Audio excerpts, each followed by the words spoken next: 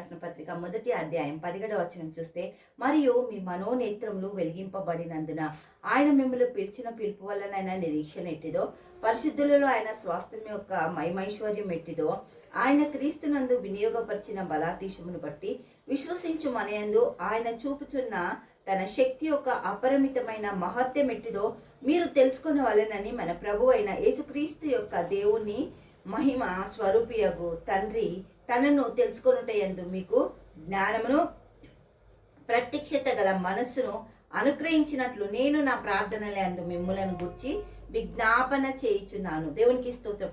విజ్ఞాపన చేసే దేవుని కలిగి ఉన్నాము.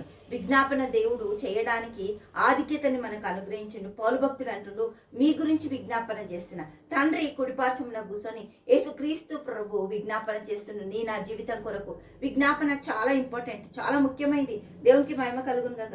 ఏదైతే మనము చేయలేమో విజ్ఞాపన పనిచేస్తుంది. విజ్ఞాపన ప్రార్థనలో మన జీవితాలు కట్టబడితే మన జీవితాలకి మార్పు జరుగుతుంది.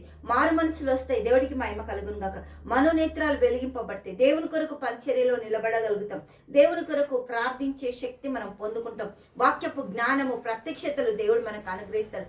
ఎప్పుడైతే ఆయనతో ప్రార్థిస్తామో, ఆయనతో మన జీవితాన్ని కట్టుకుంటామో, ఆయనలో మనం ఉంటామో, ఆయన నీ కొరకే పని చేయాలనుకుంటుండు.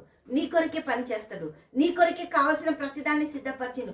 సిలువలో బలి అయి సమస్తము సమకూర్చి నీ కొరకు ఇవ్వడానికి ఆయన తీసుకొచ్చిన గొప్ప త్యాగాన్ని మనము మన జీవితాలలో అమర్చుకొని ఇతరులకు అనుగ్రహించేటట్టు, కృప ద్వారా సమస్తము జరిగేటట్టు, కృప సహాయత మనము పొందుకొని ఇతరులకి అనుగ్రహించేటట్టు దేవుడికి మహిమ కలుగును గాక.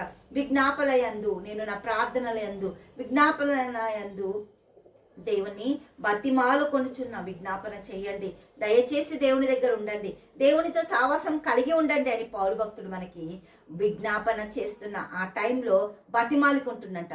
మనం ప్రార్థించాలి, వాక్యం చదవాలి, పిల్లలకి నేర్పాలి, కుటుంబానికి నేర్పాలి, కుటుంబ ప్రార్థన జరగాలి, కుటుంబంలో అవసరతలు తీర్చబడడానికి ప్రార్థన కార్యక్రమమే తప్ప వేరే ఆయుధం లేదు, వేరే క్రియలు లేవు. దేవుడికి మహిమ కలుగుందా. హల్లెలూయా. తండ్రి యేసానికి స్తోత్రం. గొప్పది అద్భుత ఆశ్చర్యకార్యాలు చేస్తుంది తండ్రి. బిడ్డలు దీవించి ఆశ్రయించు, కృప దయచేయండి. మీ ధన్యతని నీ మహిమతో నింపండి. కృప ద్వారానే నీ బిడ్డలందరికీ ప్రార్థన శక్తితో నింపి నడిపిస్తున్నాం. వందనాలు స్తోత్రాలు చెల్లిస్తూ యేసు నామములో ప్రార్థిస్తున్నాము తండ్రి. ఆమేన్, ఆమేన్, ఆమేన్.